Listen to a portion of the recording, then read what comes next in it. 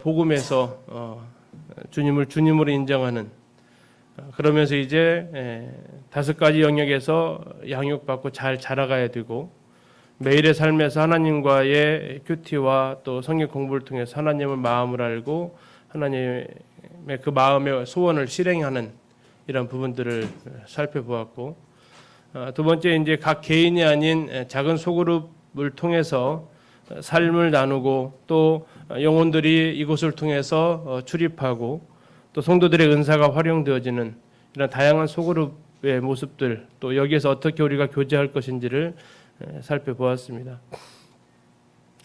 그리고 예수님께서 말씀하신 요한복음 17장에 나와 있는 예수님의 기도가 나오는데요. 예수님의 기도 속에 나와 있는 교회의 3가지 모습을 살펴보면서 우리가 하나 되어서 사랑 공동체로, 또 복음과 교회 진리가 분명히 서 있는 진리의 말씀이 기준이 되고 있는 말씀의 공동체로, 또 많은 사람들이 우리를 통해서 구원함을 받을 수 있는 사명 공동체로서의 교회의 모습을 요한복음 17장을 통해서 또 살펴보았습니다. 1번과 2번에 대해서는 지난 시간까지 많이 말씀을 좀 드렸고, 오늘 이 시간 이후부터는 이 3번째 해당되는 건강한 교회의 모습에 대해서 같이 교제하려고 합니다. 그래서 이제 이 말씀, 이번까지 캠프 주제가 2번에 걸쳐서 교회에 대한 말씀이었고, 그러면서 이 교회에 대한 말씀을 어떻게 준비를 해 가야 할지에 대해서 기도하게 되었습니다. 크게는 4가지 정도의 하나님께 그 주제를 좀 생각을 좀 해 보았었습니다. 첫 번째는 계시록에 나와 있는 7 교회를 통해서 하나님께 칭찬듣는 교회가 어떤 모습이고 책만 듣는 교회가 어떤 모습인지를 좀 살펴봐야 할지 또 생각을 좀 해봤고, 유명한 그리스도께서 사랑하신 교회라는 그 내용을 중심으로 해서 하나님께 사랑하시는 교회가 어떠한 모습이어야 하는지를 좀 더 살펴볼까 하는 모습도 좀 생각을 해봤고요.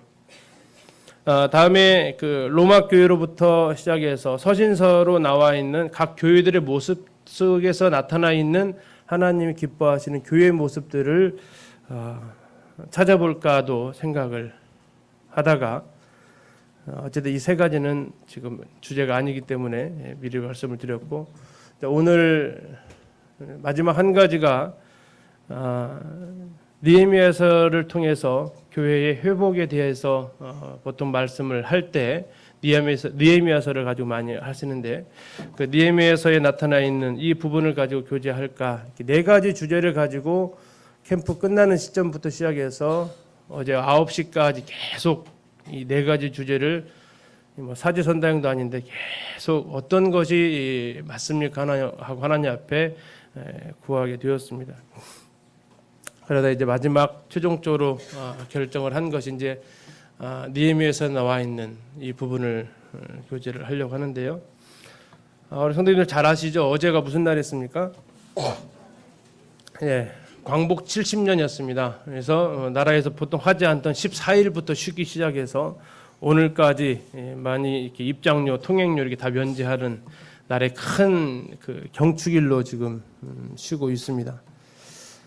광복 70년이라는 시간, 1945년 8월 15일 날 해방을 맞이해서 70년이라는 시간이 흘렀고, 나라에서 이제 이 광복 70년에 대한 슬로건을 어떻게 정할까 하다가 지금 보시는 그림처럼 슬로건을 정했다고 합니다. 위대한 여정, 새로운 도약. 70년간의 우리나라의 역사를 이렇게 좀 볼 때 참 빠른 시간 안에 나라가 많이 성장을 했습니다. 그것을 가리켜서 위대한 여정이다 이렇게 표현을 한 것 같은데, 그러나 이제 그런 가운데에서 70년 동안에 이러한 많은 발전도 있었지만, 우리 성도님들 느끼시고 아시는 대로 또 많은 나라의 어려운 점들이 여전히 산재하고 있습니다. 빈부격차부터 시작해서 여러 가지 사회 문제, 교육 문제, 통일 문제, 안전 문제, 사회 곳곳에 이러한 일들이 많이 일어나면서 이 70년이나 이 시간 동안 많은 발전도 했지만 여러 부분에서 또 국민들이 아파하고 힘들어하는 부분도 동일하게 있음을 생각하게 됩니다.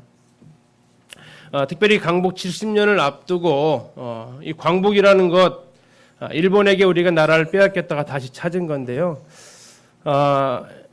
이렇게 일본에게 나라를 빼앗겼다가 찾았음에도 불구하고 35년이라는 시간 동안 나라를 빼앗긴 가운데 일본의 여러 가지 잔재가 우리의 삶 곳곳에 이렇게 남아 있다라는 것을 친일문제연구소 같은데요. 여기에서 이제 19가지를 들어서 이렇게 얘기를 하고 있더라고요. 처음부터 말부터 시작해서 학교, 교육계, 이름, 다음에 땅 이름, 법학, 과학, 우리나라 전 분야에 걸쳐서 아직도 35년 동안 일본에게 나라를 빼앗기면서 가지게 되었던 일본의 잔재들이 우리나라 곳곳에 이렇게 있다라는 것을 지적을 하고 있습니다.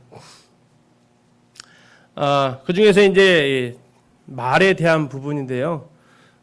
동영상 스피커 조절 한번 해주십시오. 대학생들이 제일 많이 쓰는 일본 말이라고 합니다.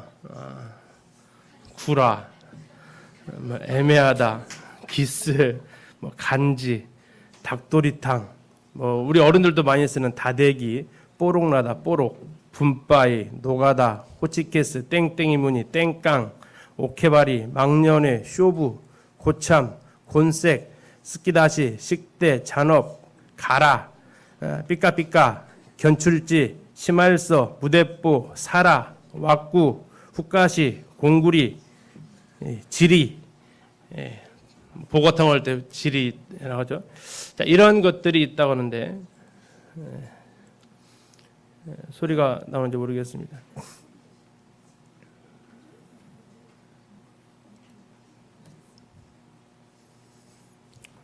소리가 안 나오네. 안 나옵니까? 알고 계셨나요? 나라를 되찾은 지 어느덧 70년을 맞은 땡땡이 무늬가 참 예쁘네요. 식대 정산해 주세요. 평소 비교적 자주 듣게 되는 말들인데요. 하지만 모두 일본식 표현이라는 거 알고 계셨나요? 나라를 되찾은 지 어느덧 70년을 맞았지만 우리 생활 속엔 이처럼 일본식 표현을 쉽게 찾을 수 있습니다. 박수윤 기자가 짚어드립니다. 잔반을 남기지 마세요. 회사 식당이나 학교 급식실에서 흔히 볼 수 있는 안내말입니다. 하지만 잔반은 일본식 한자어, 남은 음식이나 음식 찌꺼기로 고쳐 부르는 게 맞습니다.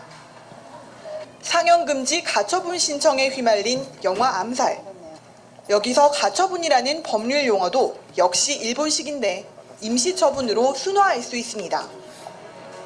이처럼 일본식 어휘인 줄 모르고 자주 쓰는 단어는 일일이 헤아릴 수조차 없을 정도입니다. 한국 홍보 전문가 서경덕 교수 연구팀의 조사 결과를 보면 우리 학생들은 구라, 애매하다, 기스, 간지 등의 일본식 단어를 자주 사용하고 있었습니다. 닭도리탕과 다대기, 뽀록, 분빠이와 노가다도 많이 쓰였는데 각각 닭볶음탕과 다진 양념, 들통, 분배, 노동 등의 우리말로 바꿔 써야 합니다. 국립국어원은 물론 대법원과 서울시까지 각계에서 일본식 표현 순화 자료집을 내며 우리 말글살이에 남은 일제의 찌꺼기를 걷어내려 하고 있습니다.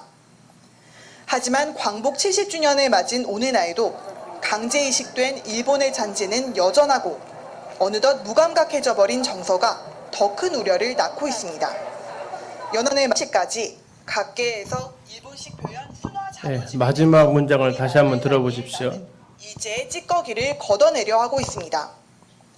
하지만 광복 70주년을 맞은 오늘날도 강제이식된 일본의 잔재는 여전하고 어느덧 무감각해져 버린 정서가 더 큰 우려를 낳고 있습니다. 연합뉴스 TV. 마지막 멘트 기억나십니까? 강제로 인식시킨 그 잔재가 남아있고 더 큰 문제가 뭐라고 말하고 있습니까? 무감각해져 버렸다라는. 어제 이제 그 10시에 넘어서 말씀을 준비하면서 광복에 대한 이 부분을 좀 생각을 좀 해보게 되었습니다. 광복 70년이 지났음에도 불구하고 일본의 잔재가 여전히 남아 있다. 제가 구원받은 지 올해가 이제 30년째인데요. 구원받은 30년이 지났음에도 불구하고 여전히 내 죄성이 남아 있다. 사탄이 심어놓은 이 죄성도 문제지만 이제는 무감각해져 버린 나의 죄성. 지금에 보고 계신 그림은 무엇을 말해주는 것 같습니까? 하나님을 믿는다고 하면서도 좋은 차, 많은 수입, 멋진 집, 이곳에서 누릴 것은 다 누려고 살면서 믿음을 지켜나가려는 이러한 모습. 이것은 성경에서 말하고 있는 왼쪽에 있는 바알신과 오른쪽에 아세라신을 섬겼던, 바알과 아세라를 섬겼던 성경의 모습을 또한 대변해주고 있는 모습이기도 합니다. 바알과 아세라상은 풍요와 다산의 상징입니다. 잘 먹고 잘 살고 호화호식 누리면서 신을 섬기는, 우상을 세우는 이유가 그것 때문에 세우죠. 자기를 위해서 세웁니다. 구원받은 지 많은 시간들이 지나고 여전히 그럼에도 불구하고 남아있는 육신의 잔재들, 세상에서 구원을 받았지만 여전히 내 마음속에 살아서 나를 늘 주저하고 머뭇거리게 만드는 바알과 아사라의 잔재들. 광복은 되었지만 여전히 일본의 문화가 우리 가운데 깊이 박혀 있고, 사사기에 들어가서 보게 되면 이스라엘 백성들이 가나안 땅에 들어갔을 때 가나안의 많은 문화들을 접하면서 그들이 그 문화 속에서 함께 더불어 살았던 두 가지 이유가, 하나는 그 문화를 쫓아낼 힘이 없어서, 또 하나는 그 문화를 쫓아내고 싶지 않아서, 그들과 함께 즐기고 싶어서 그들과 함께 살게 되었다라고 사사기 1장 2장에서 말씀하고 있습니다. 오늘날 내 안에 있는 우리의 광복, 구원을 받은 그 기쁨, 해방의 기쁨을 우리가 맛보았지만 여전히 내 마음속에, 내 삶 속에, 내 생각 속에, 내 가치관 속에 잔재로 남아져 있는, 잔재, 다시 말하면 쓰레기죠. 이게 남아져 있는 이것 때문에 늘 나의 신앙이 나아가지 못하는 이러한 모습을 생각을 해봤습니다. 광복 70년이 되었습니다. 그러나 우리 가운데서는 아직도 이러한 많은 영향력이 남아 있습니다. 아시는 대로 항일운동가보다 친일파들이 더 잘 사는 세상이었습니다. 독립운동가 후손들은 쪽방에서 살지만 친일파들은 더 좋은 집에서, 더 좋은 환경에서 살아가는 이러한 모습이었습니다. 광복 70년 이러한 시간 동안에 참 가슴 아픈 우리 위안부 여성들의 그 삶은 아직도 사과를 받지 못한 채 살아가고 있는 이러한 현실. 광복 70년이지만 여전히 그 잔재들이 남아있는 이 아픔들. 우리 성도님들 구원받은 지 몇 년이 되셨습니까? 10년부터 여기 40년 이상 되신 분도 있는 줄 압니다. 내가 구원받은 지 그 오랜 시간이 지났음에도 불구하고 나에게 남아있는 이러한 잔재가 무엇일까? 한번 생각해 보면 어떨까요? 더 나아가서 기린노교회가 1984년에 전주에서 서전주교회로 분가 개척해 나왔습니다. 8월 18일이니까 내일 모레가 31주년 되는 날이네요. 어느덧. 기린노교회 31년이라는 이런 시간 동안에 우리 성도님들 다 공동체 같이 여기 생활에서 아시겠지만 우리 속에서 하나님 기뻐하시지 않고 여전히 남아있는 이런 잔재들이 과연 무엇이 있을까를 좀 생각을 해보게 되었습니다. 이제 우리에게 필요한 것은 광복이 아니라 회복이다라는 생각을 하게 됩니다. 지금 연대기가 지하에서 일어나는데요. 지하에서 말씀을 듣는 그들에게는 광복이 필요합니다.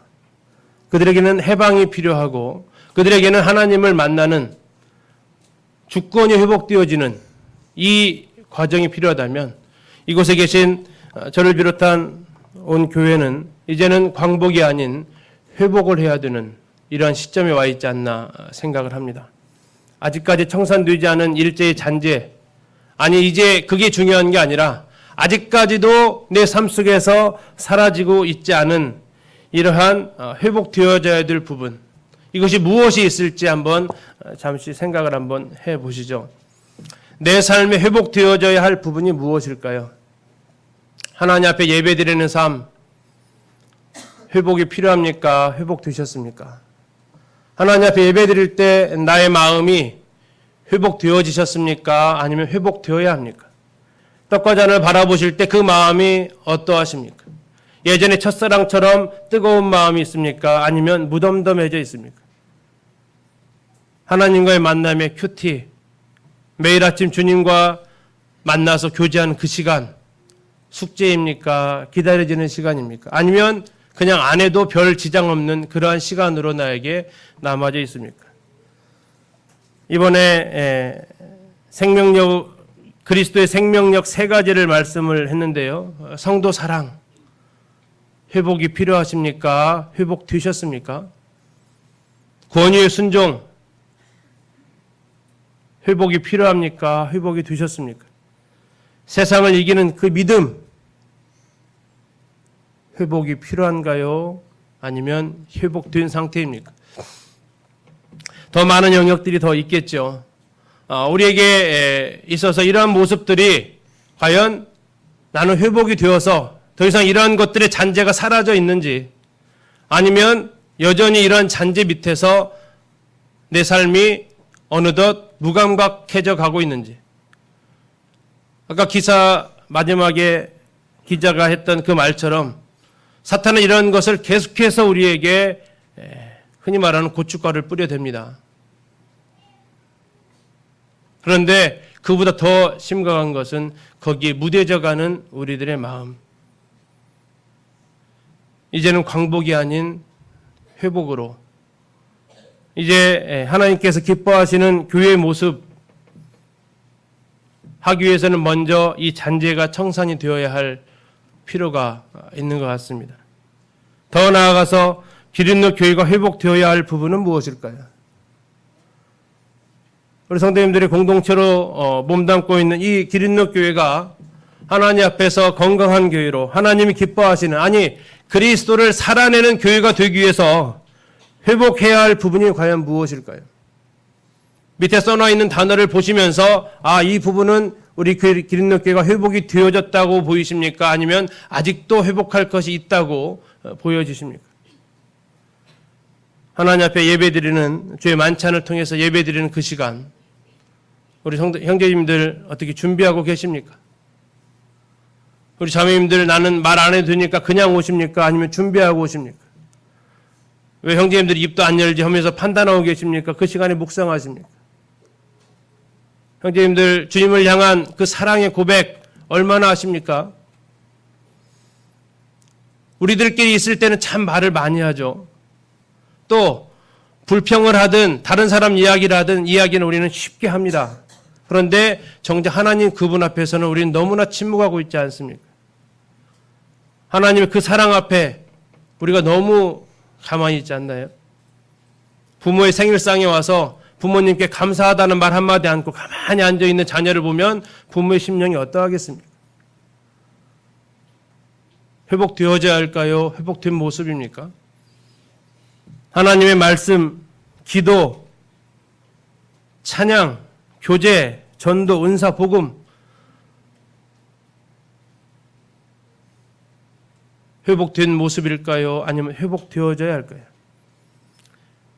특별히 우리 성도님들 찬양하는 소리 좀 너무 적은 것 같아요. 입만 딸싸가라치지 않습니까 혹시? 정말 다윗이 찬양했던 것처럼 내 온몸을 다해서 찬양해 보신 적이 언제입니까? 일부 예배 시간에도 100명 가까운 성도들이 드려지는 찬양이 너무 적습니다, 소리가. 월드컵 때는 그렇게 신나게 목청껏 응원도 하잖아요. 내가 조금 부당한 일을 겪으면 그렇게 목소리, 죄송합니다, 목에 핏대 세우면서 얘기할 수 있잖아요. 그런데 하나님을 그 찬양하는 그 순간에 왜 우리는 이렇게 점잖아질까요? 소리치라는 것이 아니죠. 정말 그 하나님 앞에 시편에 있는 대로 그 이름에 합당한 영광을 우리가 하나님 앞에 돌려드려야 하는데 왜 우리는 그 하나님 앞에 찬양하는 시간에도 조용히, 너무나도 조용히, 묵상하시는 분은 괜찮겠지만 항상 조용히, 옆에 사람도 소리를 들리지 못할 정도로 내 목소리가 하나님 앞에 상달되기는커녕 이런 많은 부분에 있어서 하나님 앞에 우리가 회복되어져야 할 것 같습니다. 이 부분들은 특별한 것이 아니잖아요. 가장 기본이죠. 신앙생활에 하는 데 있어서 가장 밑바탕입니다.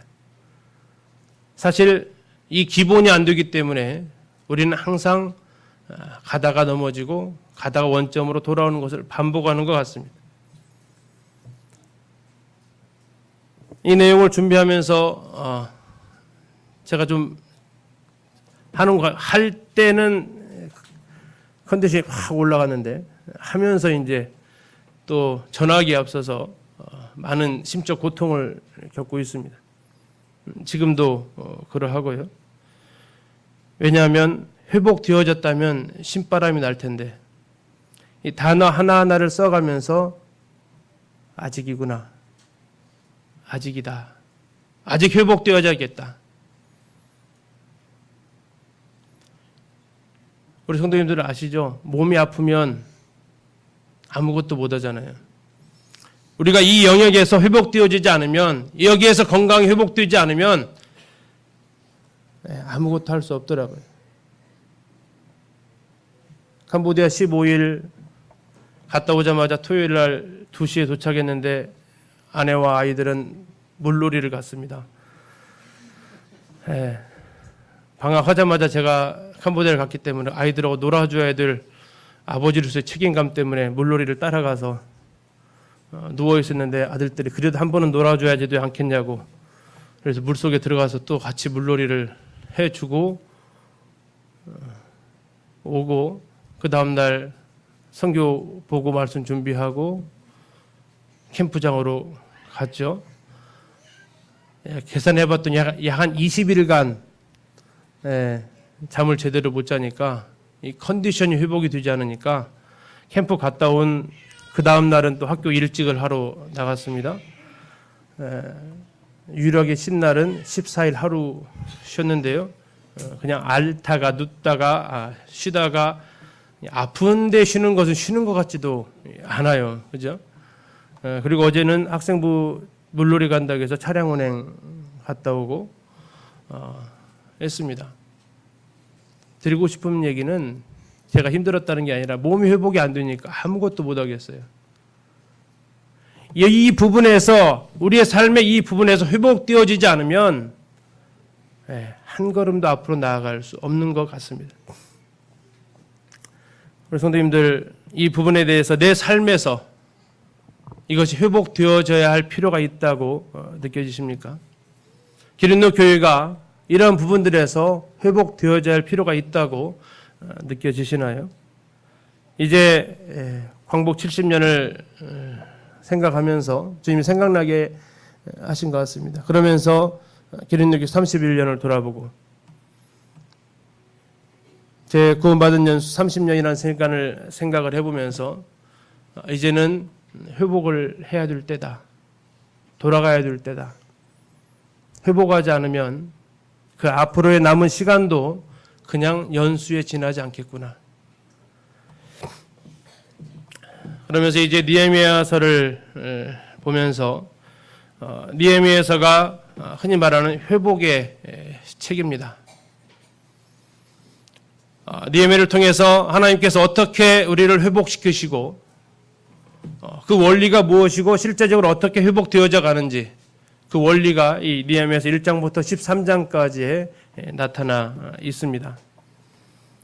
개인적으로 느헤미야를 연구해 본 적이 있었기 때문에 주님께서 이제 그 네 가지 교회의 필요에 대한 네 가지 부분을 고민하고 기도하는 가운데 이제 이 느헤미야서를 통해서 주님께서 말씀하시는 것을 같이 나누고자 합니다. 느헤미야서는 어떤 책일까요? 먼저 기록한 사람은 느헤미야라는 사람입니다. 그의 뜻은 여호와께서 위로하시다라는 뜻을 가지고 있습니다. 그렇습니다. 회복을 통해서 주님께서 우리를 위로하실 것입니다. 회복을 위해서 나오는 자들 주님이 외면치 않으십니다. 주님께서 위로하십니다. 우리의 상한 마음이, 때론 우리의 상처받은 마음이, 때론 우리의 나태해진 마음이 주님 앞에 회복되어지고 싶어서 나올 때에 주님께서 위로하실 것입니다. 느헤미야는 예루살렘의 성벽을 재건한 사람입니다. BC 443년에 이스라엘 백성들을 거느리고 3차 귀환을 하실 때의 인도자였는데요. 그는 페르시아 아닥사스다 왕의 술 맡은 관원장, 측근 중에 측근이었습니다. 그러나 그는 예루살렘 소식을 항상 궁금해했었고 그런 가운데 그의 동생이었던 하나니로부터 예루살렘 소식을 듣고 그 처참함을 슬퍼하면서 왕에게 부탁해서 12년간 유대의 총독으로 부임해 갑니다. 그곳에서의 많은 방해를 이기고 52일 만에 성벽을 재건하면서 그리고 남은 시간은 이들의 백성들의 삶을 다시 건축하는, 성벽을 건축하고 백성들의 삶을 재건하는, 질서를 바로잡는 이러한 일들을 그곳에서 하게 됩니다. 그 후에 다시 잠깐 왕의 부름을 받아서 페르시아로 돌아갔다가 다시 예루살렘으로 돌아와서 생을 마치게 됩니다. 느헤미야서의 주제는 회복의 책입니다. 무너진 예루살렘 성벽이 회복되어지고 이스라엘의 영적인 회복이 이루어지는 책입니다. 느헤미야는 유명한 에스라와 동시대 사람으로 이 느헤미야서를 통해서 성벽이 재건되는 모습을 보여주고 이 성벽이 재건된 이후에 에스라와 느헤미야가 같이 이제 영적인 회복 운동에 함께하게 됩니다. 느헤미야서는 이 세 가지 회복을 말해주고 있는데요. 성벽을 건축한 이후에 그들의 백성들의 삶을 회복시키는, 하나님을 그들의 매일의 삶 속으로 끌어들이는 이런 삶의 회복이 나타나고 있는 책이 느헤미야입니다. 두 번째로 하나님께서 약속하신 언약이 다시 회복되어지는, 다시 말해서 관계가 회복되어지는, 약속이 회복되어지는 그 책이고요. 마지막 부분 느헤미야가 페르시아에 갔다가 다시 돌아왔는데 참 슬픈 역사가 반복되어지죠. 이방인과의 결혼 문제, 이것이 반복되면서 이스라엘 백성의 성결과 관련된 신앙의 순수성이 회복되는 이 부분을 말하고 있습니다. 느헤미야는 13장으로 되어져 있는데요. 1장에서 7장까지가 성벽이 재건되는 모습을 기록하고 있고, 다음에 8장부터 13장은 성벽 재건하에서 백성들이 이제 회복이 되어지는 이러한 모습을 기록하고 있습니다. 느헤미야서 이론은 1장을 같이 좀 살펴보려고 합니다. 1장은 1절에서 11절까지로 되어 있는데 1절에서 4절까지 한 묶음이고 5절에서 11절까지가 한 묶음이 되겠습니다. 1절부터 4절을 잠시 같이 보시면 화면에 있습니다. 하가랴의 아들 느헤의 말이라 하면서 시작을 하게 됩니다. 한 절씩 좀 살펴보려고 합니다. 1절에서 4절까지는 느헤미야가 무엇에 관심이 있고 또 그가 무엇 때문에 울고 있었는지를 우리는 살펴보게 됩니다. 먼저 1절을 보시면 하가랴의 아들 느헤미야의 말이라, 아닥사스다 왕 제20년 기슬월에 내가 수산궁에 있었다라고 얘기합니다. 자, 하가랴의 아들 느헤미야다 얘기하는데요. 이스라엘 백성들은 605년부터 포로로 잡혀가기 시작해서 586년에 마지막 포로까지 잡혀가게 됩니다. 그리고 지금 이 느헤미야가 살고 있는 이 시대는 BC 445년입니다. 약 시간적으로 길게 잡으면 160년, 짧게 잡아도 한 40년 정도의 시간이 있었습니다. 그래서 이 느헤미야는 대략 이민 3세, 다시 말해서 느헤미야는 바벨론에서 태어났고 정권이 바뀌는 페르시아 가운데 그 나라에서 살았던, 예루살렘이나 이곳에는 특별히 그가 생활할 수 있는 것이 별로 없었던, 지금으로 말하면 미국으로 이민 가서 그곳에서 살던 사람입니다. 그런데 그가 늘 마음속에 있었던 것은 예루살렘이었다라는 것을 우리가 생각할 수 있습니다. 우리 자녀들 있는데요. 여러분들의 마음에도 늘 하나님의 교회가 있기를 바랍니다. 이 길 있는 교회를 개척한 그분들인 1세대라면 여러분 그 다음 세대인데요. 여러분들의 마음에 이 교회가 있기를 바랍니다. 느헤미야는 자기 시대에 나라를 빼앗긴 것을 본 적도 없습니다. 그러나 그의 마음속에는 늘 예루살렘이 있었고 여러분들 그것에 마음을 두기를 바랍니다. 두 번째는 아닥사스다 왕 제20년 기슬월이다. 시간적인 배경이죠. 이 아닥사스다 왕이라는 이 사람이 나오는데요. 나중에 보겠지만 이 사람은 전에 이 성벽 건축하는 것을 한번 방해했던 사람입니다. 한번 방해했던 사람이 통치하는 그 시대에 느헤미야가 한 번 더 여기에 도전하는 지금 상황이 되겠습니다. 이따 좀 더 살펴보고 수상궁에 있었다고 하는데 이 페르시아는 워낙 나라의 덩치가 큽니다. 그래서 이 수상궁은 겨울 거주지로 삼았고 이 앙메다궁이 따로 있는데 거기는 여름 거주지입니다. 아마 지금 현재 아닥사스다 왕은 이 수상궁에 있지 않은 것 같습니다. 그래서 느헤미야는 잠시 휴가를 좀 얻어 있는 상태 같습니다. 2절에 내 형제들 가운데 하나인 하나니가 두어 사람과 함께 유다에서 내게 이르렀기로 내가 그 사로잡힘을 면하고 남아있는 유다와 예루살렘 사람들의 형편을 물었다고 왔습니다. 자, 한 사람이 등장하게 되는데요. 그의 이름은 하나니입니다. 그의 이름에 그는 7장 2절에 보면 느헤미야의 동생으로 나와 있는데요. 이 하나니가 예루살렘을 다녀왔습니다. 그리고 그에게서 느헤미야는 동생을 불러서 예루살렘의 형편을 물었다고 나와 있습니다. 우리가 누구랑 교제하고 있느냐, 이것은 많은 우리 삶에 영향을 미치게 됩니다. 우리 성도님들의 주요 정보를 누구로부터 듣고 있습니까? 또 어떤 내용을 듣고 있습니까? 이것은 여러분들의 삶에 매우 중요한 영향을 끼칠 수밖에 없습니다. 느헤미야는 자신의 형제들 가운데 하나인 하나니를 통해서 정보를 들었습니다. 우리의 삶의 교제권이 주일 말고요. 주중의 교제권이 성도들입니까? 세상 사람들입니까? 성도님들을 자주 만날 수 있는 기회를 놓치지 마십시오. 전에 한번 말씀드렸던 대로 수요 집회가 왜 생겼다고 했죠? 주일까지 기다리기 힘들어서 성도들을 만나고 싶은데 주일까지 기다리기 힘들어서 수요 집회가 생겼대요. 우리의 교제권, 주일날은 뭐 성도들이 많이 만날 텐데 주중에 우리의 교제권이 누구냐? 이것은 앞으로 우리의 삶에 많은 영향을 끼칠 것입니다. 두 번째, 하나님을 통해서 유다와 예루살렘 사람들의 형편을 물었다고 얘기하고 있습니다. 당시 상황을 잠시 좀 말씀드리겠습니다. 에스라서 4장에 나와 있는 내용인데요. 이 아닥사스다 현재 다스리고 있던 왕이 있었을 때의 사건입니다.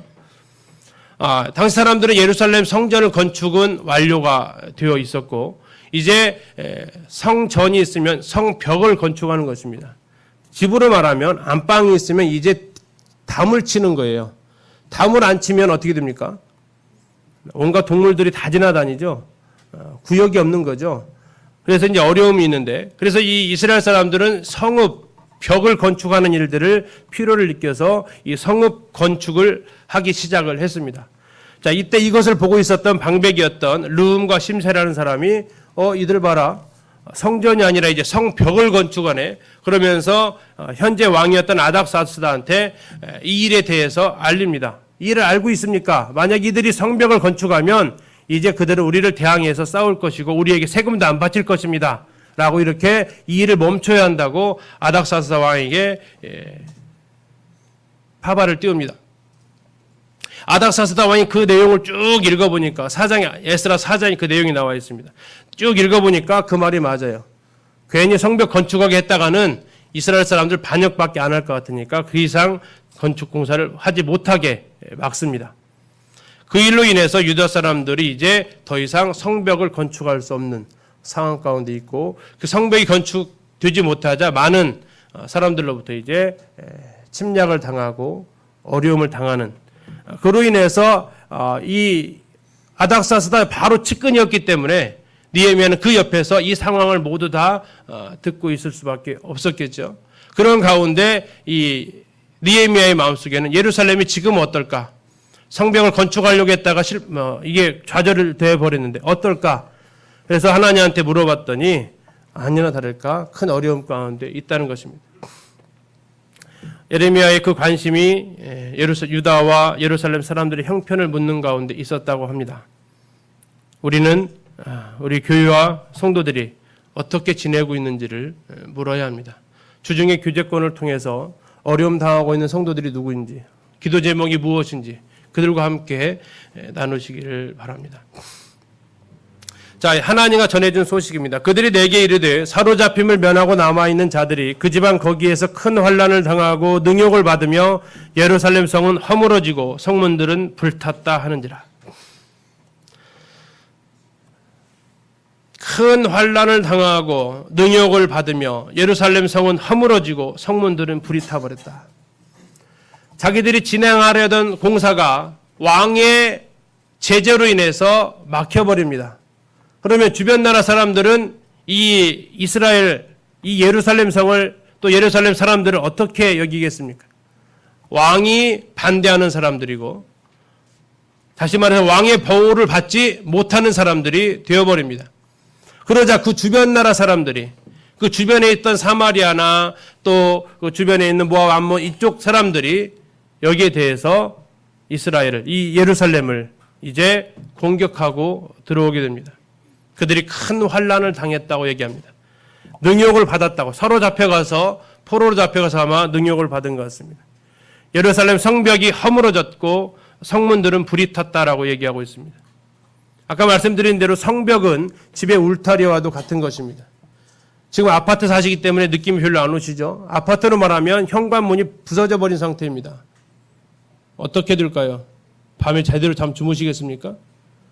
현관문이 안 잠기는 게 아니라 현관문이 통째로 없어졌다고 생각해 보십시오. 어떤 일이 그 안에 벌어지겠어요? 누가 쳐들어올 줄 알겠습니까? 늘 불안한 가운데에서 생활할 수밖에 없는 것입니다. 예루살렘 성벽이 없어져 버렸어요. 공격해 들어와 가지고 무너뜨려 버렸습니다. 성문들은 불에 타버렸습니다. 성문들이 불에 탔다는 것은 이곳에 전쟁도 일어났다는 것을 보여주는 장면입니다. 느헤미야는 나중에 우리가 3장을 가서 보면 이 예루살렘에는 약 10개의 성문이 있었습니다. 10개의 성문 가운데 느헤미야서 3장에 보면 6개의 성문이 새로 보수공사를 하게 됩니다. 다시 말하면 10개의 성문 중에서 6개의 성문이 불에 타버려가지고 쓸 수 없는 가운데 있었다는 거죠. 쉽게 얘기하면 아파트 현관문 부서진 것만 아니라 방충망 부서지고 베란다 문 없어지고 얼마든지 도둑들이 침입해 올 수 있는 환경들이 다 열려 있었다는 상황입니다. 침략이 있었고 방화가 있었고 약탈이 있었고 포로로 잡혀가고 끌려가고 왕도 이들을 보호하지 않는 민족, 마음껏 약탈을 해나가는 이런 가운데 하나님은 고백하기를 그 지방 거기에서 큰 환난을 당하고 능욕을 받으며 예루살렘 성은 허물어지고 성문들은 부들었다. 이게 예루살렘의 형편이었습니다. 우리는 이 본문을 통해서 교회의 형편이 어떠해야 할지를 우리는 물어야 합니다. 기린노교회 형편이 어떠하신 것 같습니까? 우리 성도들의 형편은 어떠하신 것 같습니까? 혹시 큰 환난을 당하고 있는 성도는 없는지, 능욕을 받고 있는 성도는 없는지, 교회 안에 허물어져 가고 있는 영역은 없는지, 예루살렘 성의 10개의 성문은 각각의 또한 영적인 의미들을 담고 있는데 교회 안에 불타버린 이러한 성문들은 없는지 우리는 살펴야 합니다. 왜요? 이것이 사탄이 지금도 누리고 있는 영역들이기 때문에 그렇습니다. 4절에 이렇게 얘기하고 있습니다. 내가 이 말을 듣고 앉아서 울고 수일 동안 슬퍼하며 하늘의 하나님 앞에 금식하며 기도했다.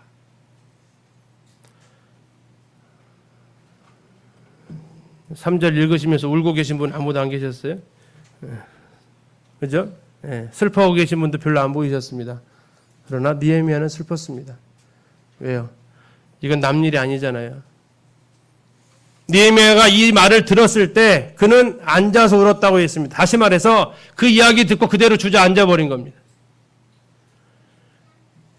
백성들이 당하는 큰 환난과 능욕, 성벽은 부서지고 성문은 불타버렸습니다라는 그 소리를 들었을 때 느헤미야는 서 있을 수 없어서 털썩 주저앉아 버립니다. 그리고 그는 목 놓아서 웁니다. 같은 민족의 고통 앞에서 그대로 주저앉아 있었던 느헤미야의 모습을 우리는 알 수 있습니다. 그리고 또 하나는 그가 수일 동안 슬퍼했대요.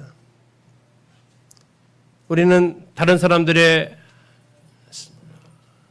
고통스러운 모습을 보면 안 됐다 하고 금방 있습니다. 그렇죠? 그런데 지금 느헤미야는 백성들이 환난을 당하고 능욕을 받고 성벽은 무너지고 성문은 불타버렸다는 이 소식을 듣고 한순간 슬퍼하고 눈물을 흘린 게 아니라 수일 동안 그는 슬퍼했다고 얘기하고 있습니다. 일시적인 슬픔이 아니라 그의 마음을 계속해서 짓누르는 슬픔이었습니다.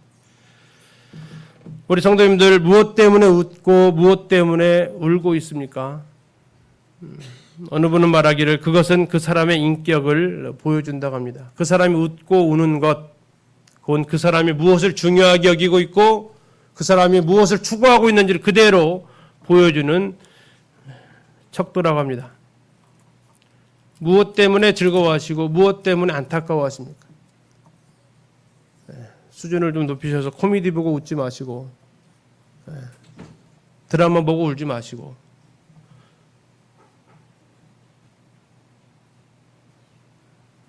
교회의 모습을 보시고 우시고 교회의 모습을 보시고 웃으시고 성도들의 모습을 보면서 웃으시고 성도들의 고통을 보면서 울고 이게 하나 된 우리의 모습입니다.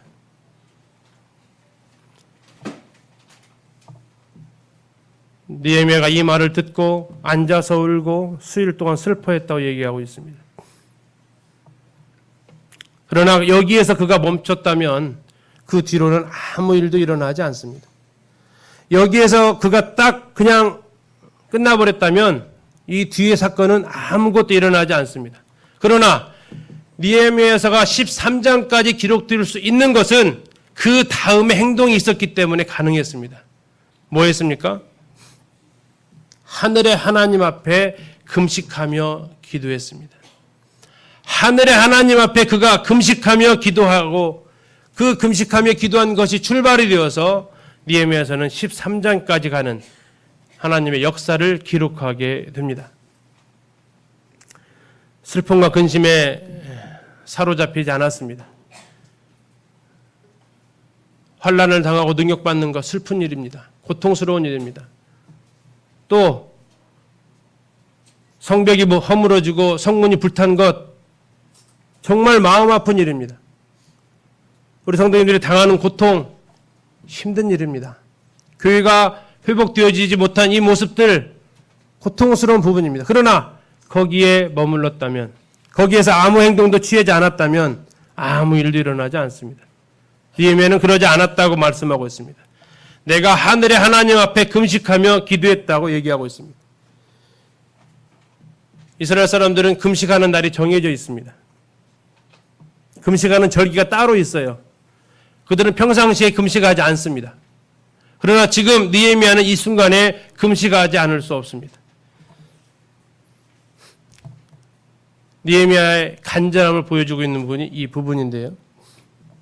그가 금식하며 하나님 앞에 기도합니다. 중요한 것은 하나님 앞에 기도합니다. 하나님 앞에 나아가게 됩니다. 이게 회복의 지름길이고 회복의 유일한 길입니다. 하나님 앞에 나아갈 때 하나님 그분께서 회복시켜 주시고 이제 5절부터 나와 있는 느헤미야의 기도가 나와 있는데 오늘은 시간 관계로 거기를 다루지는 못할 것 같습니다. 그러나 이제 하늘의 하나님 앞에 금식하며 기도했기 때문에 느헤미야의 13장까지의 하나님의 역사가 이루어진다는 것은 꼭 기억해 주시면 좋겠습니다. 우리는 고통의 순간에 혹시 주저앉고 계시지 않습니까? 지금 나에게 있는 이 고통 때문에 너무 힘들어서 혹시 주저앉고 계시진 않나요? 예. 조금만 더 힘을 내시면 좋겠습니다. 이제 수일 동안 슬퍼하는 것에서 끝나지 마십시오. 그리고 이제는 하늘의 하나님 앞에 기도하십시오. 그리고 그 일이 정말 간절하다면 하나님 앞에 금식하면서라도 기도해 보십시오. 그때 역사가 일어나기 시작합니다. 이건 하나님의 약속이기 때문에 분명합니다. 고통의 순간에 주저앉지 마십시오. 더 힘들어집니다. 캠프 소양에게서 말씀이 다 끝나고 했을 때 사실 제 옆에 있어 왔던 인덕원 형제는 1교시부터 6교시까지 내내 옆에서 울었어요. 그 울고 있는 사람 옆에서 말씀 듣는 것도 참 쉽지는 않습니다. 왜 나는 눈물이 없는데 옆에 자꾸 울고 있지? 계속 울더라고요. 계속. 그래서 효과가 있었는데 저도 마지막 6번째 시간에는 눈물을 좀 났습니다. 하나님 앞에 눈물이 나더라고. 하나님 어떻게 해야 됩니까? 라고. 어떻게 해야 할까요? 라고 하나님 앞에 울었습니다. 그리고 느헤미야처럼 수일 동안 슬퍼한 느헤미야처럼 끝나고 3, 4일 동안 계속 이 말씀에 대해서 이제 기도하고 고민하기 시작을 했습니다. 하나님께서 거기에 대한 말씀을 주셨고 이제 함께 나누고 있습니다. 고통의 순간에 주저앉지 마십시오. 하나님 앞에 나아가십시오. 오늘 느헤미야 1장 1절에서 4절까지 내용을 같이 보시면서 이제 느헤미야가 어떤 환경 가운데 있었는지, 그의 사랑하는 그의 나라, 그의 사랑하는 그의 백성, 그가 사랑하는 그 성 예루살렘, 여기에 대한 그의 많은 관심과 거기에 고통스러운 소식에 눈물을 흘리며 슬퍼하는, 그러나 거기에 결코 주저앉지 않고 하나님 앞에 나아가서 기도하는 이 모습, 느헤미야에서는 총 12번의 느헤미야의 기도가 나와 있습니다. 그래서 혹자는 느헤미야서를 기도의 책이라고 이야기를 합니다. 회복하는 데 있어서 중요한 것이 기도입니다. 기도한다는 것은 내가 할 수 없다라는 의지의 표현입니다. 기도 안 한다는 것은 내가 해보겠다라는 의지의 표현이고요. 이제 하나님 앞에 우리가 기도함으로 나아가기를 원합니다. 5절부터 11절까지는 우리 성도님들 한번 묵상해 보십시오. 5절부터 11절까지는 다음 시간에 이제 말씀을 드리겠는데 총 4부분으로 나뉘어져 있습니다. 5절, 다음에 6절, 7절이 한 묶음, 8, 9, 10절이 한 묶음, 11절 이렇게 4부분으로 나뉘어져 있는데요. 이건 우리가 어떠한 과정을 통해서 어떠한 내용으로 기도해야 할지를 또 잘 보여주는 아주 유명한 기도의 예문입니다. 이 방식으로 기도하는 것이 성경의 대부분의 기도문의 형태로 나와 있습니다. 그러니까 좋은 예니까 잘 살펴보시기를 바라고, 더 나아가서 느헤미야의 그 마음을 우리가 느끼면서 기도해 보시면 좋겠습니다. 광복이 아닌 회복이 필요한 시점 같습니다. 저 밑에서 연대기에서 복음 듣고 있는 그들에게는 광복의 기쁨이 임하기를 기도하고, 여기 우리 함께 있는 우리 성도님들은 회복의 기쁨을 맛보면서 건강한 교회의 모습으로 기린노교회 하나님 앞에 드려지기를 참으로 간절히 기도합니다. 감사합니다.